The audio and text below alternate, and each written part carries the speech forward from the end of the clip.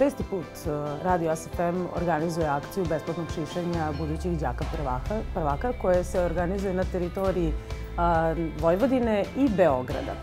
U toj akciji učestvuje preko 60 salona. To je onako bilo potaklo kao ideja, ajde da nešto učinimo roditeljima u tom stresnom trenutku kada mali budući prvaci započinju neko svoje novo poglavlje u životu.